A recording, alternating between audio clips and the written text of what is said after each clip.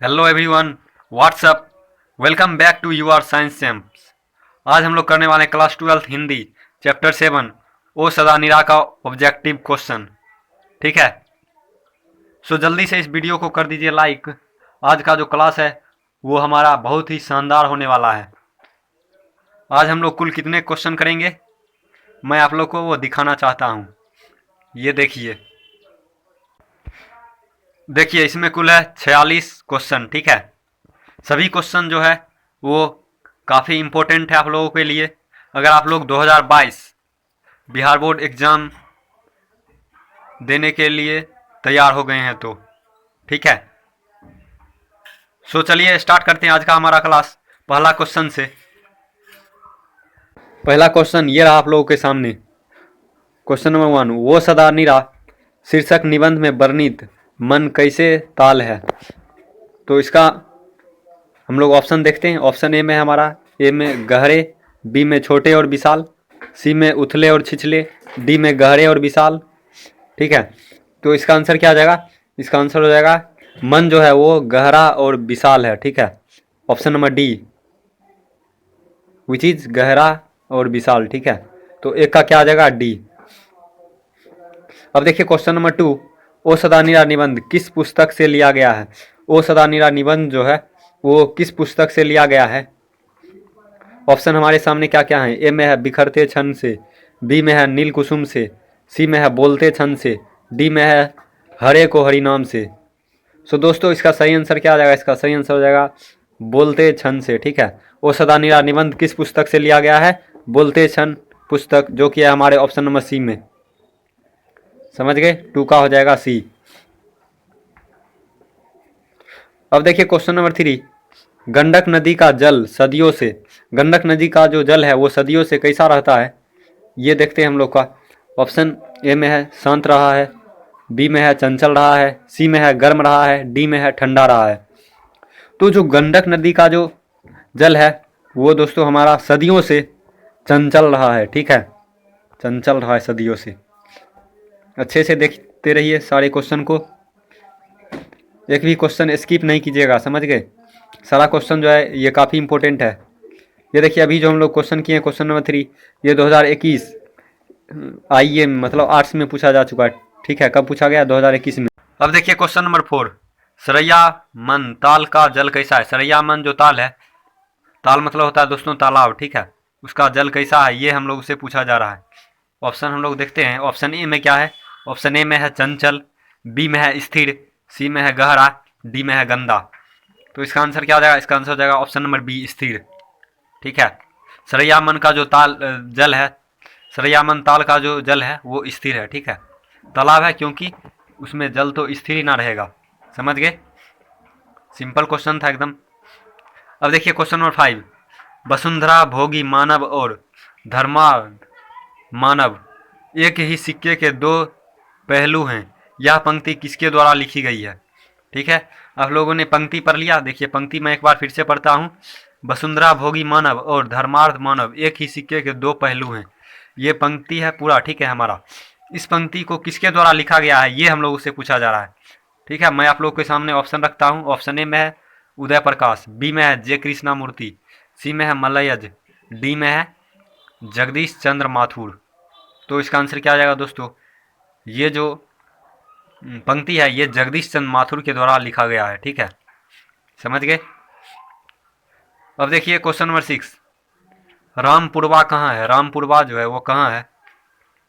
एक हमारा ऑप्शन है, ए में है भीती हरवा के पास, बी में है नौगछिया के पास, सी में है रांची के पास, डी में है इलाहाबाद के पास। तो क्या हो जाएगा इसका आंसर दोस्तों? इसका आंसर है ए भीती हरवा के पास। क्या है? रामपुरवा गांव। ठीक है, रामपुरवा गांव कहाँ है? भीती हरवा के पास। अब देखिए क्वेश्चन नंबर 7, क्वेश्चन नंबर 7 में है गांधी जी को मरुए के पेड़ के नीचे किसने जगह दी। गांधी जी को मरुए के पेड़ के नीचे किसने जगह दी, ये हम लोगों का क्वेश्चन है। क्वेश्चन नंबर 7, ए में है ऑप्शन मुखिया ने, बी में है ग्रामीण ने, सी में है मठ के महंत ने, डी में है उनके भाई ने। सो इसका आंसर सही सही क्या हो जाएगा? इसका आंसर हो जाएगा ऑप्शन नंबर सी, जो कि है मठ के महंत ने। ठीक है, गांधी जी को मरुए के पेड़ के नीचे किसने जगा दी? मठ के महंत ने। ठीक है, ये क्वेश्चन भी आप लोग देख सकते हैं, 2021 में पूछा जा चुका है। ठीक है, अब देखिए क्वेश्चन नंबर 8, गांधी जी की झोपड़ी को डैश ने जला दिया। गांधी जी का जो झोपड़ी था उसको किसने जला दिया? हम लोग ऑप्शन देख लेते हैं पहले। ए में है ग्रामीणों ने, बी में है युवकों ने, सी में क्या है एमन साहब के कर्मचारियों ने, डी में है छात्रों ने। सो इसका सही आंसर क्या आ जाएगा? इसका आंसर हो जाएगा एमन साहब के कर्मचारियों ने। ठीक है, गांधी जी की जो झोपड़ी है वो एमन साहब के कर्मचारियों ने जला दी। ठीक है, अब क्वेश्चन नंबर 9 हमारा है, बहुजन संप्रेषण के माध्यम पुस्तक किसने लिखी है? बहुजन संप्रेषण के माध्यम, ये एक पुस्तक है। ठीक है, क्वेश्चन नंबर 9 में जो है बहुजन संप्रेषण के माध्यम, ये एक पुस्तक है। ठीक है, ये किसने लिखा है? ये है हमारा क्वेश्चन आज का, क्वेश्चन नंबर 9। ए में है जयप्रकाश नारायण, बी में है जगदीश चंद्र माथुर, सी में है मलयज, डी में है मोहन राकेश। इसका आंसर क्या जाएगा दोस्तों? इसका आंसर है option number B, Jagdish Chandra Mathur. ठीक है, जगदीश चंद्र माथुर ने ही इस पुस्तक को लिखा है। अब देखिए निम्नलिखित में से, क्वेश्चन नंबर 10, निम्नलिखित में से कौन सी रचना जगदीश चंद्र माथुर की है? ठीक है, तो इसका सही आंसर क्या आ जाएगा? ओ सदा नीरा, ऑप्शन नंबर सी। ठीक है, जो हमारा चैप्टर है उसके रचनाकार कौन है? जगदीश चंद्र माथुर जी। समझ गए? तो 10 का हो जाएगा सी। अब चलिए 11 नंबर क्वेश्चन, ओ सदा नीरा शीर्षक पाठ की, सॉरी ओ सदा नीरा शीर्षक पाठ किस विधा के अंतर्गत आता है? ओ सदा नीरा शीर्षक पाठ जो है वो किस विधा के अंतर्गत आता है, ये हम लोगों से पूछा जा रहा है। ए में हमारा ऑप्शन है निबंध, बी में है कहानी, सी में है कविता और डी में है नाटक। ठीक है, सो दोस्तों इसका सही आंसर क्या जाएगा? इसका सही आंसर हो जाएगा निबंध। ओ सदा नीरा एक निबंध है। ठीक है, अब देखिए क्वेश्चन नंबर 12, जगदीश चंद्र माथुर मूलतः क्या थे? जगदीश चंद्र माथुर जी थे जो, वो क्या थे मूलतः, ये हम लोगों से पूछा गया है। ए में है निबंधकार, बी में है कहानीकार, सी में है नाटककार, डी में है उपन्यासकार। इसका आंसर क्या आ जाएगा? इसका आंसर हो जाएगा नाटककार। ठीक है, जगदीश चंद्र माथुर क्या थे? नाटककार मूलतः। अब देखते हैं क्वेश्चन नंबर 13, ओ सदा नीरा निबंध बिहार के किस क्षेत्र की संस्कृति पर लिखी गई है? ओ सदा नीरा निबंध जो है वो बिहार के किस संस्कृति पर लिखी गई है? ए में ऑप्शन है हमारा सारण, बी में है तिरहुत, सी में है मिथिला, डी में है चंपारण। तो दोस्तों 13 नंबर का जो सही आंसर हो जाएगा वो हो जाएगा ऑप्शन नंबर डी, चंपारण। ठीक है, इसमें ओ सदा नीरा शीर्षक में, शीर्षक कहानी जो कहानी नहीं सॉरी यह निबंध है। ठीक है, ओ सदा नीरा निबंध जो है हमारा उसमें चंपारण की संस्कृति पर लिखी गई है। ठीक है, ये निबंध जो है वो चंपारण की संस्कृति पर लिखी गई है। अब देखिए 14 नंबर क्वेश्चन, चंपारण क्षेत्र में बाढ़ का मुख्य कारण क्या है? चंपारण क्षेत्र में बाढ़ जो हमेशा आती रहती है उसका मुख्य कारण क्या है? ए में है जंगलों का काटना, बी में है नदियों की अधिकता, सी में है नदियों की तीव्र धारा, डी में है इनमें से कोई नहीं। इसका आंसर क्या हो जाएगा? इसका आंसर हो जाएगा जंगलों का काटना, ऑप्शन नंबर ए। ठीक है, ऑप्शन नंबर ए में क्या है? जंगलों का काटना, यही जो है चंपारण के बाढ़ का मुख्य कारण है। ठीक है, अब देखते हैं क्वेश्चन नंबर 15। क्वेश्चन नंबर 15 में है, माथुर जी किस राज्य के शिक्षा सचिव नियुक्त हुए? जगदीश चंद्र माथुर जी जो हैं वो किस राज्य के शिक्षा सचिव नियुक्त हुए थे? ठीक है, ऑप्शन है हमारे सामने, ऑप्शन ए में है मध्य प्रदेश, बी में है आंध्र प्रदेश, सी में है बिहार, डी में है उत्तर प्रदेश। इसका आंसर क्या जाएगा दोस्तों? इसका आंसर हो जाएगा मध्य प्रदेश। मतलब जगदीश चंद्र माथुर जी जो हैं वो मध्य प्रदेश के शिक्षा सचिव नियुक्त हुए। ठीक है, अब देखिए क्वेश्चन नंबर 16, 12वीं सदी के लगभग 300 वर्ष तक किस वंश का शासन था? 12वीं सदी के लगभग 300 वर्ष तक किस वंश का शासन काल था? ये हम लोगों से पूछा जा रहा है। ऑप्शन है हमारा ए में मौर्य वंश, बी में चालुक्य वंश, सी में गुप्त वंश और डी में है कर्नाट वंश। सो इसका सही आंसर हो जाएगा दोस्तों D, option number D, Karnat वंश।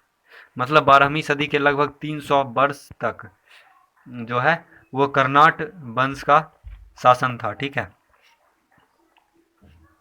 अब ये देखिए 17 नंबर क्वेश्चन, इस पेज का आखिरी क्वेश्चन है, अंग्रेज ठेकेदार ने किस चीज़ की खेती का विस्तार किया? अंग्रेज ठेकेदार जो हैं वो किस चीज़ की खेती का विस्तार किया? ऑप्शन हम लोगों के सामने है, ए में दलहन, बी में नील, सी में है गेहूँ, डी में है तिलहन। इसका सही आंसर क्या आएगा दोस्तों? नील हो जाएगा। अंग्रेज के जो ठेकेदार हैं वो नील की खेती सभी किसानों से करवाना चाहते थे, ठीक है, लेकिन किसान लोग ऐसा नहीं चाहते थे। ये चंपारण सत्याग्रह में आप लोग जाकर पढ़ सकते हैं, ठीक है। किसान लोग ऐसा इसीलिए नहीं चाहते थे ताकि, क्योंकि इससे होता ये था कि ज़मीन की जो उपजाऊ शक्ति है वो कम हो जाती थी, इसीलिए किसान ऐसा नहीं करना चाहते थे। लेकिन ज़बरदस्ती अंग्रेज़ के ठेकेदार लोग उन लोगों को ऐसा करने के लिए दबाव डालते थे, ठीक है, नील की खेती करने के लिए दबाव डालते थे। तो अगला जो हमारा 18 नंबर क्वेश्चन है वो है हमारे अगले पेज में। बिना किसी देरी के अब हम लोग अगले पेज की ओर चलते हैं। अब देखिए दोस्तों, क्वेश्चन नंबर 18 ये आप लोगों के सामने है। 18 नंबर क्वेश्चन हम लोग पढ़ते हैं। राजा हरि सिंह देव को गयासुद्दीन तुगलक का सामना कब करना पड़ा था? राजा हरि सिंह देव जो हैं उनको गयासुद्दीन तुगलक का सामना करना पड़ा था। वो सामना कब करना पड़ा था, ये डेट हम लोगों से, डेट नहीं सॉरी, वो वर्ष पूछा जा रहा है, ठीक है। तो ए में ऑप्शन है हमारा 1225, बी में है 1250, सी में है 1325, डी में है 1350। इसका करेक्ट आंसर क्या आ जाएगा? इसका करेक्ट आंसर हो जाएगा 1325 में गयासुद्दीन तुगलक का सामना किससे हुआ था? राजा हरि सिंह देव से, ठीक है। अब देखिए 19 नंबर क्वेश्चन है। धांगड़ों को नील की खेती के सिलसिले में कब लाया गया? धांगड़ों को जो है नील की खेती के सिलसिले में कब लाया गया?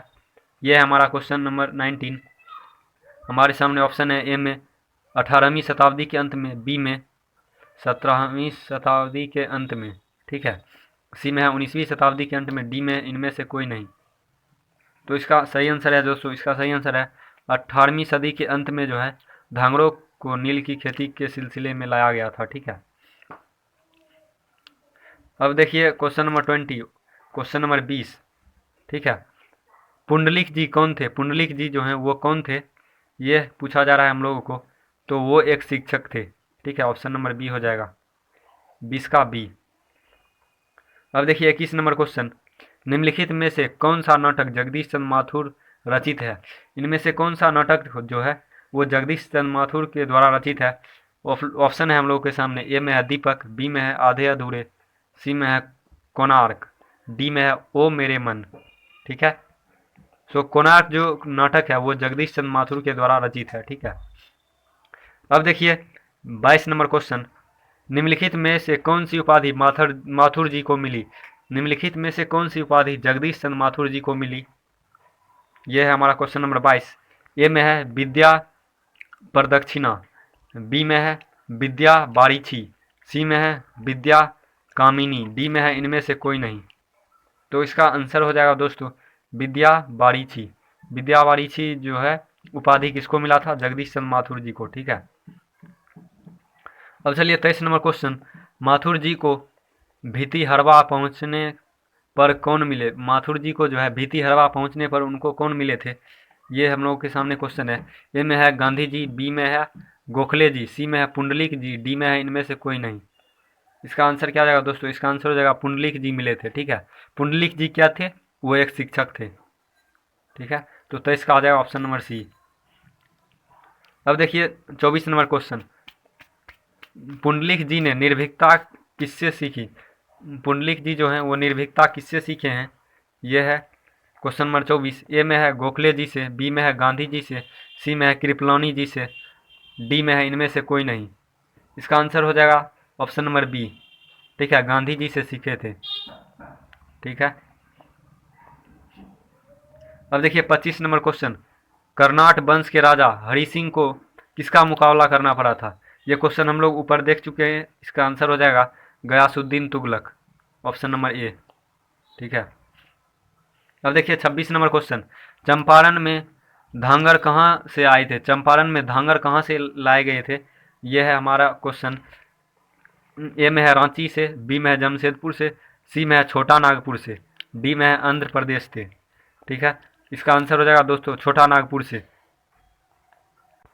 जो चंपारण में जो धांगर आए थे वो कहाँ से आए थे? छोटा नागपुर से, ठीक है। अब देखिए क्वेश्चन नंबर हमारा है अब 27 नंबर क्वेश्चन, ठीक है। गांधी जी चंपारण में कब आए? वेरी वेरी इंपॉर्टेंट क्वेश्चन है ये, ठीक है। गांधी जी जो हैं वो चंपारण में कब आए। पहले देख लेते हैं हम लोग ऑप्शन ऑप्शन, ताकि आप लोगों को कन्फ्यूजन ना हो कोई। ऑप्शन में क्या है, अप्रैल 1918 को, ए में है, बी में है अप्रैल 1920 में, सी में है 20 जून 1917 में, डी में है अप्रैल 1917 में। इसका आंसर हो जाएगा दोस्तों अप्रैल 1917 में गांधी जी चंपारण आए थे। ठीक है। अब देखिए तिनकठिया प्रथा का संबंध है, तिनकठिया जो प्रथा है उसका किससे संबंध है, उसका संबंध है नील से। ठीक है, नील की खेती से तिनकठिया प्रथा का संबंध है। Option number D. अब देखिए क्वेश्चन नंबर 29। क्वेश्चन नंबर 29 में है पंडई नदी कहाँ तक जाती है। पंडई नदी जो है वो कहाँ तक जाती है, ये हम लोग से पूछा जा रहा है। ए में है भिखना थोड़ी, बी में है बाघा, सी में है रामनगर, डी में है भीतीहरवा। ठीक है, वो जो है पंडई नदी कहाँ तक जाती है दोस्तों, भिखना थोड़ी तक जाती है। ठीक है, भिखना थोड़ी तक जाती है। ऑप्शन नंबर ए। समझ गए। अब देखिए 30 नंबर क्वेश्चन, बराज कहाँ बन रहा था। बराज जो है वो कहाँ बन रहा था, ये पूछा जा रहा है। ए में है बेलगांव, बी में है भीतीहरवा में, सी में है अमोलवा में, डी में है भैंसा लोटन में। ये कैसा नाम है दोस्तों, भैंसा लोटन, काफ़ी फनी नाम है ये दोस्तों। वो सब छोड़ दीजिए, इसका आंसर भी यही होगा। ठीक है, भैंसा लोटन। आप लोग इसको इस तरह याद कर सकते हैं, भैंस जब लौटता है, ठीक है, उसी को हम लोग भैंसा लोटन कहेंगे, ताकि आप लोग को ये आपके माइंड में ये सेट हो जाएगा। ठीक है, इसे आप लोग इस तरह याद कर लीजिएगा। क्वेश्चन नंबर 30, बराज कहाँ बन रहा था, तो भैंसा लोटन में। ठीक है। अब देखिए 31 नंबर क्वेश्चन, अम्रपाली के तथागत को क्या सौंपा था। हमारा ये 31 नंबर क्वेश्चन। ऑप्शन देख लीजिए। ऑप्शन ए में है कदलीबन। ठीक है, कदलीबन ऑप्शन ए में है, बी में है आम्रबन, सी में है 10,000 स्वर्ण मुद्राएं, डी में है अपना भवन। तो इसका सही आंसर हो जाएगा आम्रबन। मतलब अम्रपाली जो है वो तथागत को क्या सौंपे थे, तो आम्रबन सौंपे थे। ठीक है। अब देखिए 32 नंबर क्वेश्चन, मठ के महंत ने गांधी जी को कहाँ शरण दी। मठ के महंत जो है वो गांधी जी को मरुए के पेड़ के नीचे शरण दी। Option number D. ये क्वेश्चन पहले भी हम लोग देख चुके हैं। ठीक है, पीछे अगर आप लोग पीछे वीडियो कीजिएगा तो आप लोग को ये क्वेश्चन मिल जाएगा। अब देख लीजिए 33 नंबर क्वेश्चन, जगदीश चंद्र माथुर का जन्म कब हुआ। वेरी वेरी इंपॉर्टेंट क्वेश्चन है ये। ठीक है, VVI क्वेश्चन टिक कर लीजिएगा इसे। जगदीश चंद्र माथुर जी का जन्म कब हुआ, ये हम लोगों से पूछा गया है। ऑप्शन ए में है जुलाई 1917 को, ऑप्शन बी में है 16 जुलाई 1918 को, और ऑप्शन सी में है 17 अगस्त 1917 को, ऑप्शन डी में है 20 सितंबर 1917 को। इसका आंसर हो जाएगा दोस्तों 16 जुलाई 1917 को जगदीश चंद्र माथुर जी का जन्म हुआ।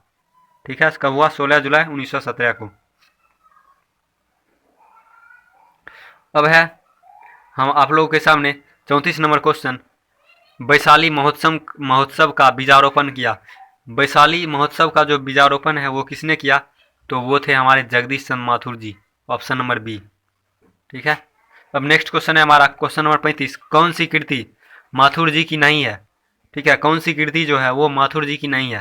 पहले ऑप्शन देख लेते हैं। ऑप्शन ए में है मेरी बांसुरी, बी में है बंदी, सी में है रेशमी टाई, डी में है कोणार्क। कोणार्क तो उनकी ही रचना है, तो ये पहले कट होता है। बंदी भी उन्हीं का है, और ए में है मेरी बांसुरी भी उन्हीं का है। तो बचा क्या हमारे सामने, ऑप्शन नंबर सी, रेशमी टाई जो है वो माथुर जी की कृति नहीं है। ठीक है। अब देखिए क्वेश्चन नंबर 36, कौन सी कृति माथुर जी की है। कौन सी कृति जो है वो माथुर जी की है। इसका आंसर मैं डायरेक्ट आप लोग को बता देता हूँ बिना ऑप्शन पढ़े, भोर का तारा। ठीक है, क्या हो जाएगा, भोर का तारा। Option number D. समझ गए। अब देखिए 37 नंबर क्वेश्चन, बोलते छन किस साहित्य विधा की कृति है। बोलते छन जो है वो कैसी विधा है, ये हम लोगों से पूछा जा रहा है। तो ये है एक निबंध। Option number A. ठीक है। अब देखिए 38 नंबर क्वेश्चन, ओ सदानीरा किसको निमित्त बनाकर लिखा गया है। ओ सदानीरा जो है वो किसको निमित्त बनाकर लिखा गया है, तो वो गंडक नदी को। ठीक है, गंडक नदी को निमित्त बनाकर लिखा गया है। किन्होंने लिखा, जगदीश चंद्र माथुर जी ने। अब देखिए 39 नंबर क्वेश्चन, थारन शब्द किस शब्द से विकसित है? थारन शब्द जो है वो किस शब्द से विकसित है? ऑप्शन देख लेते हैं। ए में है थल, बी में है थार, सी में है स्थल, डी में है स्थान। तो इसका सही आंसर हो जाएगा दोस्तों थार। थार शब्द से ही थारन शब्द बना है। ठीक है, थार शब्द से ही थारन शब्द बना है। अब देखिए 50 नहीं 40 नंबर क्वेश्चन। बिहार के सुप्रसिद्ध सांस्कृतिक उत्सव वैशाली महोत्सव का बीजारोपण किसने किया? तो इसका आंसर हो जाएगा, ये क्वेश्चन हम लोगों ने पहले भी देख चुके हैं, जगदीश चंद्र माथुर जी। ठीक है, जगदीश चंद्र माथुर जी के द्वारा वैशाली महोत्सव का बीजारोपण किया गया। अब देखिए ओ मेरे सपने क्या है? ओ मेरे सपने क्या है, ये हम लोगों का क्वेश्चन है। तो ये है एक नाटक। ठीक है, अब देखिए 42 नंबर क्वेश्चन। गौतम बुद्ध का आविर्भाव कब हुआ? गौतम बुद्ध का आविर्भाव कब हुआ? तो ऑप्शन देख लेते हैं। ऑप्शन ए में है 2000 वर्ष पहले, बी में है 2500 वर्ष पहले, सी में है 3000 वर्ष पहले, डी में है 500 वर्ष पहले। तो इसका आंसर हो जाएगा 2500 वर्ष पहले गौतम बुद्ध का आविर्भाव हुआ। ठीक है, अब देखिए 43 नंबर क्वेश्चन। राजा हरि सिंह देव को किसका मुकाबला करना पड़ा था? तो ये क्वेश्चन तो बार बार दे रहा है हम लोग के सामने। इसका आंसर हो जाएगा गयासुद्दीन तुगलक। ये क्वेश्चन जो है 3 बार पूछा पिछले पहले भी 2 बार ये पूछा जा चुका है। ठीक है, और ये तीसरा बार है। ये आप लोग को याद ही हो गया होगा। ठीक है, अब देखिए 44 नंबर क्वेश्चन। ओ सदानीरा के लेखक कौन है? ओ सदानीरा के लेखक हैं जगदीश चंद्र माथुर जी। कहाँ पर हैं, किस ऑप्शन में है ये है ऑप्शन नंबर ए में। तो जल्दी से ऑप्शन नंबर ए को कर दीजिए टिक। ठीक है, अब देखिए कोणार्क के नाटककार कौन है? कोणार्क के नाटक भी जगदीश चंद्र माथुर जी हैं, ऑप्शन नंबर बी। ठीक है, जगदीश चंद्र माथुर जी। अब देखिए लास्ट क्वेश्चन है हमारा, क्वेश्चन नंबर 46। हो सकता है आप लोगों को ऑप्शन देखने में तकलीफ हो रही हो। पहले मैं क्वेश्चन पढ़ देता हूँ, उसके बाद ऑप्शन को टिक लगाकर फिर पढ़ दूंगा। ठीक है, 10 तस्वीरें के रचनाकार कौन है? 10 तस्वीरें के रचनाकार कौन है? ऑप्शन ए में है हमारा राम वृक्ष बेनीपुरी, बी में है जगदीश चंद्र माथुर, सी में है देवेंद्र सत्यार्थी, डी में है महादेवी वर्मा। देख लीजिए ऑप्शन एक बार बढ़िया से। सो इसका सही आंसर है ऑप्शन नंबर बी, मतलब जगदीश चंद्र माथुर की रचना है 10 तस्वीरें।